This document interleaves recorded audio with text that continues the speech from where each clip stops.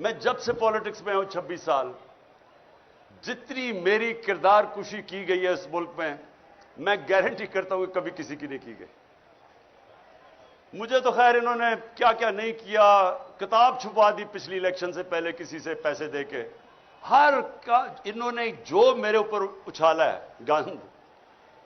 مجھے صرف تکلیف یہ ہے کہ بشرا بیگم کو جو انہوں نے ایک پلان طریقے سے ان کے خلاف کیمپین چلائی ہے، ایک وہ خاتون،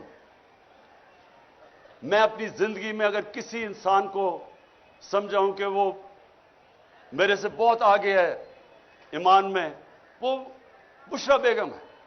اب اس کی جو کردار کشی کی گئی، جو خاتون نہ کبھی ڈنر پہ جاتی ہے، نہ کسی شادی پہ گئی ہے 5 سالوں میں، نہ کوئی باہر لندن گئی ہے، نہ کوئی شاپنگ کا شوق ہے، نہ کوئی بینک اکاؤنٹ ہے، اس کے اوپر جو انہوں نے کیا پلان کر کے۔ لیکن میں یہ آپ کو بتانا چاہتا ہوں کہ دیکھیں، میں آپ کے سامنے وہ انسان کھڑا ہوں جو ثابت کرتا ہے کہ انسانوں کے ہاتھ میں عزت نہیں ہے۔ اگر انسانوں کے ہاتھ میں ہوتا تو جتنا ان کا پیسہ ہے، ساری تو تقریباً ٹی وی چینلز خرید چکے ہیں۔ یہ ہر روز وہ ہمارے اگینسٹ پروپیگنڈا کرتے، کیا فرق پڑا؟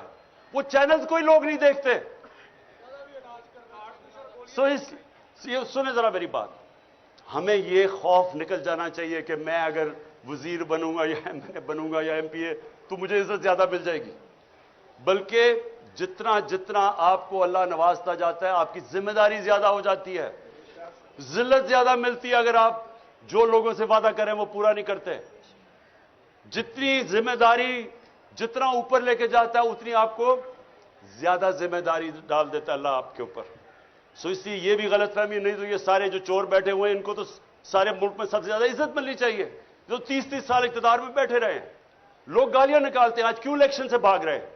انہیں پتہ ہے کہ جب لوگوں کے اندر نکلیں گے لوگ انڈے ماریں گے ان کو، کیونکہ ذلت اور عزت نہ پیسے سے کسی کو ذلیل کرا سکتے ہیں، نہ کوئی پوزیشن آپ کو عزت دے سکتی ہے۔